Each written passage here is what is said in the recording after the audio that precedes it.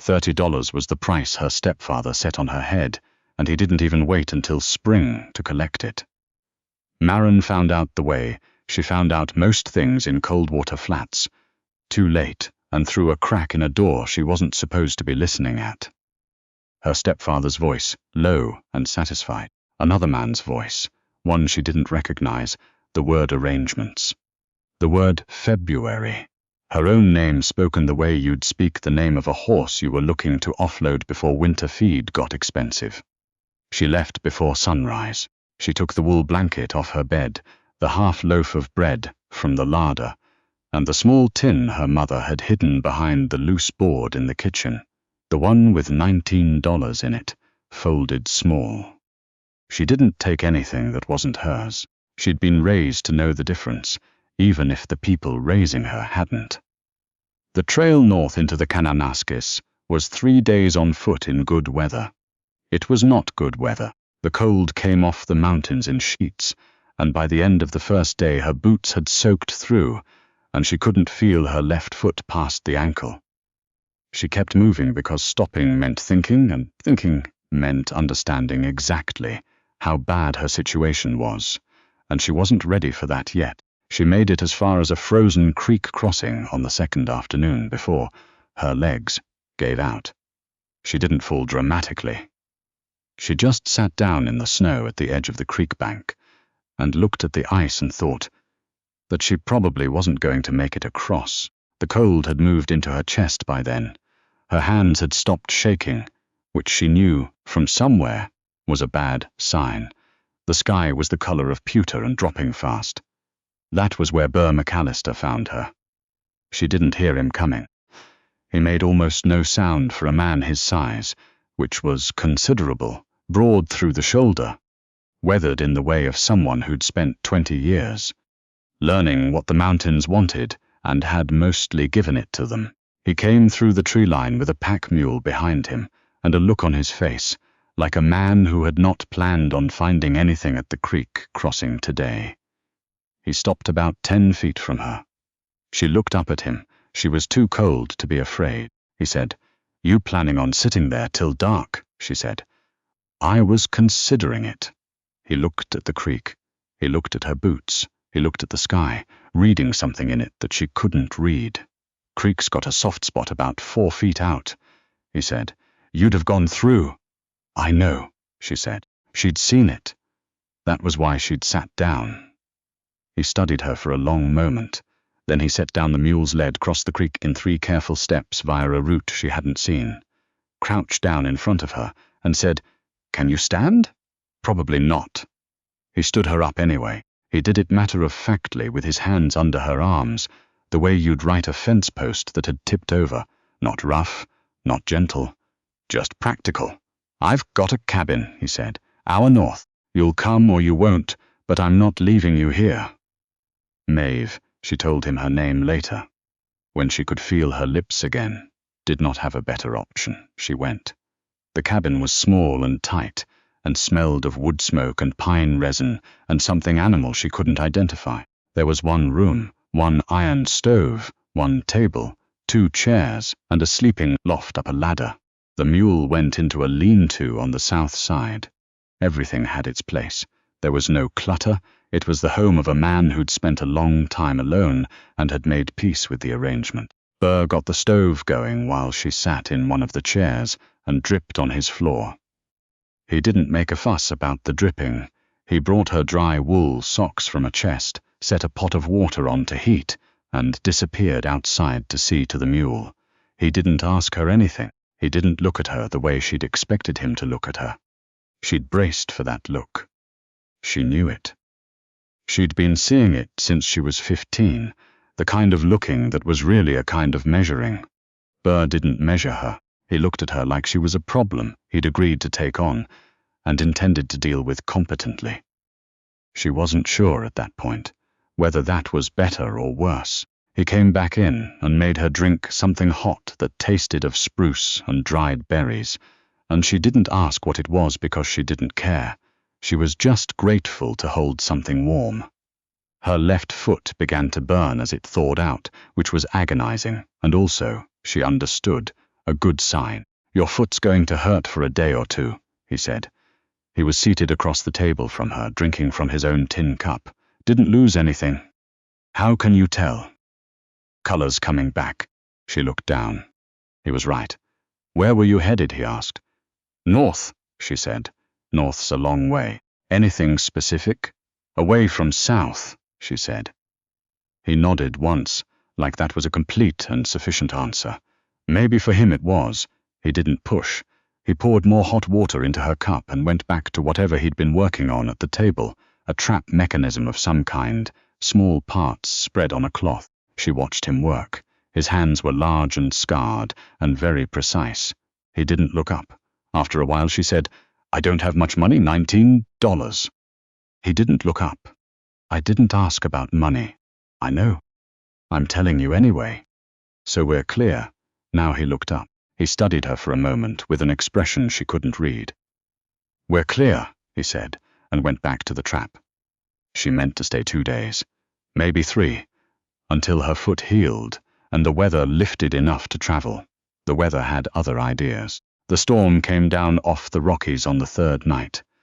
The kind that sealed you in, not blizzard violent, but steady and relentless, the snow piling against the door in drifts that reached the eaves by morning. She heard it in her sleep in the loft, heard the wind finding every gap in the chinking, and lay awake for a long time, listening to the stove tick below her.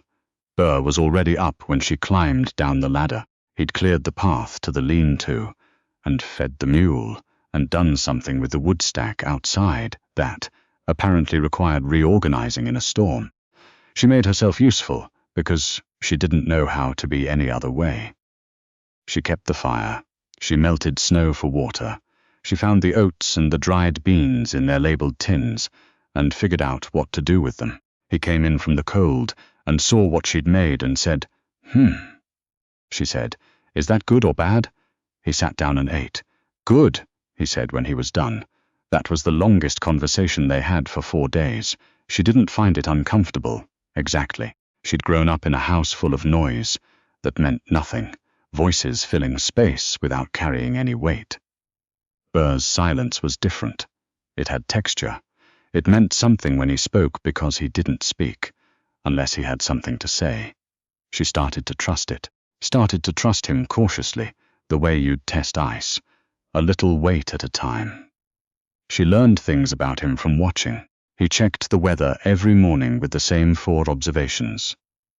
The tree line, the cloud formation northeast, the behavior of a grey jay that had apparently claimed the lean-to roof as its personal territory, and the feel of the air through his nose. He was almost never wrong about what was coming. He knew the mountains the way she knew the inside of the Coldwater Flats General Store. Without thinking, in the dark, down to the last detail, he'd been up here 11 years. She found that out by accident, from a tally mark system she noticed on the inside of the door frame. She didn't ask about it. He didn't explain it. She began to wonder what you were running from that. Took 11 years to put. Enough distance between yourself and it. And then she thought about her own situation, and decided it wasn't her business. It was on the 9th day that Burr fell. He'd gone up on the roof to clear the snow load. She'd offered to help and he'd said no, and she'd let it go because he knew his own roof better than she did. She heard it happen. Not a dramatic sound, a shift, a scrape, a single sharp crack, and then silence, and then the sound that came after silence in a situation like that, which was nothing at all. She was outside before she'd decided to move. He was at the base of the cabin wall, half buried, not unconscious but not entirely present either. His left leg was at an angle that told her immediately what she was dealing with. She'd seen a broken leg once before, her cousin's horse, and the angle was the same. "Don't move," she said. "Wasn't planning on it," he said, very quietly. Getting him inside took 40 minutes, and everything she had. He was 220 pounds of not very mobile man, and the snow was deep, and she was 5'4", and had been under-eating for the better part of 2 weeks. She did it anyway. She did it because there was no one else to do it, and the alternative was leaving him in the snow, and she wasn't built for that. She got him to the bed she'd been sleeping in, which was more accessible than the loft. She packed snow around the leg to manage the swelling and told him to keep still, and went to the shelf where he kept his medical supplies. Not much, but organized, the way everything in the cabin was organized, and did what she could with what was there. He didn't make a sound through any of it. She watched his face and saw him go somewhere else in his mind, somewhere interior and controlled, and she understood that this was how he dealt with pain, and she respected it. When it was done, when the leg was splinted and bound and as stable as she could make it, he came back from wherever he'd been and looked at her. "That's a good job," he said. "I've set bones before," she said. "Smaller ones. Fingers." Still, she sat down in the chair beside the bed because her legs had decided they were done, holding her up. "You're not going anywhere for a while," she said. "No, neither am I then."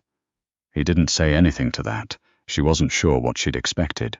She'd said it more for herself than for him, she realized. To say it out loud so she knew what she'd decided. The weeks that followed were not easy and not hard in the way she'd expected. They were hard in the way that mattered. The wood had to come in, and she was the one to bring it. The mule had to be watered and fed through weather that made every trip to the lean to an exercise in stubbornness. The food supply needed to be managed carefully because they had what they had until the snow broke, and that was that. She learned to read the food tins the way Burr read the sky. She learned to stretch things. She also learned to ask for help without feeling like she was surrendering something. "I don't know how to check the trap lines," she told him on the 12th day.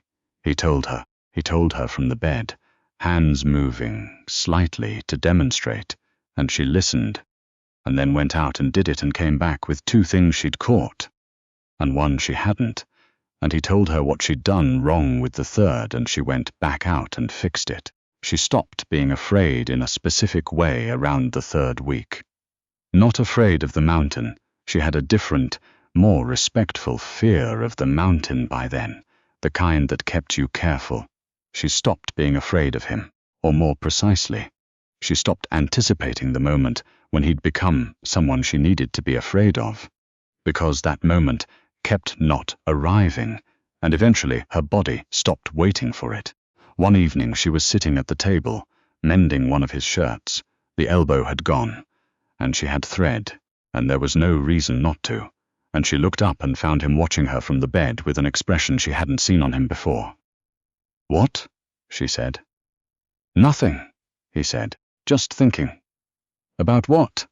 He was quiet for a moment. "About how different it is," he said, "to have someone else in here." She thought about asking whether different meant good or bad. She decided not to ask. She went back to the mending, but she turned the question over in her mind for the rest of the evening, and she noticed that she wasn't sure which answer she was hoping for. The snow began to thin in late March. She could feel the change before she could see it. Something in the air loosened. The quality of the cold shifted from dead to merely cold, and the grey jay on the lean-to roof got agitated and loud in a way that Burr, from his increasing ability to sit upright and move around with the rough crutch she'd made him, said meant it was smelling spring. "A few more weeks," he said. She was at the window. The tree line was still heavy, but the sky had gone from pewter to something almost blue. "A few more weeks," she agreed. She said it neutrally. She felt it not neutrally at all. She'd had a lot of time to think, up here, more time than she'd had in her whole life before, possibly. She'd thought about where she was going. North, she'd said, away from south, and that was still true. Those were still the directions, but north had gotten vaguer as the weeks passed, less of a destination and more of a concept. She'd thought about the $19 in the tin which was still in her coat pocket, which she'd kept even through the worst of it. She'd thought, once or twice and then more often, about what came after this. Burr was standing by the stove. He could stand now for short periods with the crutch. His leg was healing, slowly, imperfectly, with a hitch in his gait, that she thought was probably going to be permanent, but healing. She turned from the window. "I need to tell you something," she said. He turned to look at her. "The $19, she said. She reached into her coat pocket and set the small tin on the table between them. "I've had it the whole time." He looked at the tin. He looked at her. "I know," he said. She blinked. "You know?" "Felt it in your pocket when I was getting you up off the creek bank," he said. "Wasn't my business." She stared at him. She'd constructed an entire speech in her head, an explanation of why she hadn't mentioned it, what it meant, what she'd been thinking. She'd been ready to justify herself. "It wasn't your business," she repeated. "No," he said. She thought about that for a moment. "I want to give it to you," she said. "For the food, the space, the everything." "Don't need it," he said. "I know you don't need it." She pushed the tin slightly toward him. "I need to give it." He looked at the tin for a long moment. Then he reached out and pushed it back. "Keep it," he said. "You'll need it more than me, wherever you're going. Wherever you're going." She picked up the tin slowly. She held it in both hands.